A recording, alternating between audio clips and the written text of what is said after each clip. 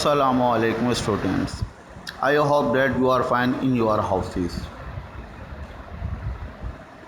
In this class, I will teach you present perfect continuous tense. First of all, we read definition of present perfect tense. The present perfect continuous tense, also known as the present perfect progressive tense, shows that something started in the past and is continuing at the present time. इस class में हम present perfect continuous tense के मुतालिक पढ़ेंगे। Present perfect continuous tense क्या होता है? The present perfect continuous tense, जिसको हम प्रेजेंट प्रोग्रेसिव टेंस भी कहते हैं, शोज डेट, जो कि जाहिर करता है something started in the past, के कुछ काम जो कि गुज़रे वक्त में शुरू हुआ था, and is continuing at the present, और मौजूदा वक्त में भी जारी है, जो कि गुज़रे वक्त में शुरू हुआ था और मौजूदा वक्त में भी जारी है। ऐसे काम को हम प्रेजेंट परफेक्ट कंटिन्यूस टेंस कहते हैं। For example, farmer has been ploughing in the field for 5 hours. Second, mother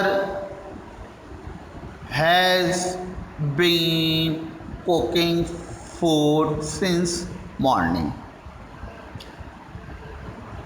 इसमें दो जुमले बयान किए गए प्रेजेंट परफेक्ट कंटिन्यूअस को।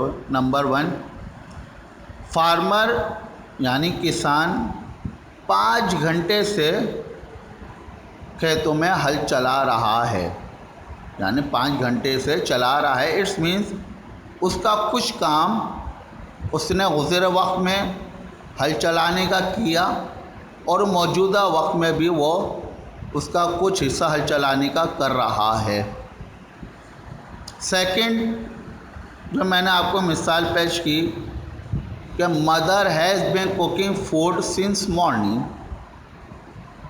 कि अम्मी सुबह से खाने बना रही हैं, खाना बना रही हैं, यानी मदर का खाने बनाने का कुछ काम उसे वक्त में हुआ था और अभी भी प्रेजेंट टाइम में भी वो क्या कर रही हैं? खाना बना रही हैं। तो यानी एक दफ़ा रिपीट कर दूँ कि वो किसी काम का कुछ हिस्सा जो कि हम गुज़रे वक्त में भी कर चुके होते हैं, सेम वही काम का कुछ हिस्सा हम मौजूदा वक्त में कर रहे होते हैं, तो ऐसे टेंस को हम प्रेजेंट परफेक्ट कंटिन्यूस टेंस कहते हैं। Second step, in this sentence we use 2 prepositions, number 1 for and number 2 यानी second since. Let's we study use of for. It is used for period of time. ये अरसा या मुद्दत को जाहिर करता है। मसलन 10 minutes, 2 hours, 7 days, 3 weeks, 15 years etc वगैरह वगैरह, यानी 10 मिनट, 2 घंटे, 7 दिन, 3 हफ्ते, 15 बरस वगैरह। यहाँ पे यानी जहाँ पे कोई काउंटिंग चल रही हो, 2, 4, 6, 8, 10, 12 इस टाइप की काउंटिंग चल रही हो, वहाँ पे हमारा फॉर इस्तेमाल होता है। Second, use of since, it is used for point of time, ये वक्त के तयन के लिए इस्तेमाल होता है। जैसे कि नीचे बयान किया गया है, दोपहर से है ना, दोपहर के शाम से, सुबह से, रात से, किसी दिन का नाम यानी मंडे, ट्यूसडे, वीक का किसी भी दिन का नाम हो गया, ठीक है ना।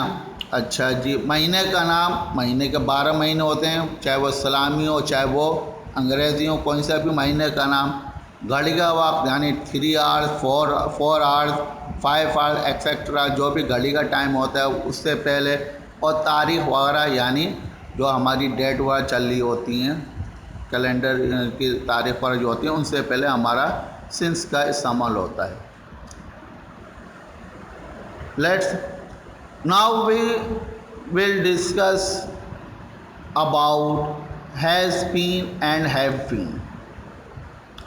Have been and has been, they are two auxiliary verb. Now we discuss, अब हम इन्हें डिस्कस करते हैं। If the subject of sentence is he, she, it और a singular name, अगर हमारे पास सेंटेंस का सब्जेक्ट ही, शी, इट होगा तो ऑक्सिलरी वर्ब यानी हैव, हैज़ बीन हम इस्तेमाल करेंगे। और अगर हमारा आई, वी, यू, दे या एनी प्लूरल नेम होगा तो हम हैव बीन का इजाफा करेंगे। पॉजिटिव सेंटेंस या पॉजिटिव स्ट्रक्चर या पॉजिटिव फार्मूला ये सामने दिया गया है कि subject plus have been, has been, present participle यानी आपके फर्स्ट फॉर्म आईएनजी और plus object plus since of for. Positive sentence की here are some examples. Positive sentence की कुछ मिसालें यहाँ पर हमें बयान की गई हैं, ठीक है ना। फॉर, यूजेस ऑफ फॉर भी बता दिया गया है, यूजेस ऑफ आपका सिंस भी बता दिया गया है, पॉजिटिव स्ट्रक्चर भी आपको बता दिया गया। यहाँ पर उसकी चंद एग्जाम्पल्स हैं, तो इन एग्जाम्पल्स को आप अच्छी तरीके से देख लीजिएगा, पेपर राइट डाउन कर लीजिएगा पॉजिटिव स्ट्रक्चर की। क्लियर है। अब हम नेगेटिव सेंटेंस की तरफ आते हैं। उसका फार्मूला भी आपके लोगों के सामने दिया गया है कि subject has not been, have not been, has not been plus present participle यानी first form ING plus object plus since of for. और here are some example of negative sentence which you are looking. Clear? Next, interrogative sentence या question sentence. Here is formula: has, have, subject, been plus present participle यानी first form ing plus object plus single of for. Here are some example interrogative sentences which you are looking in this pic.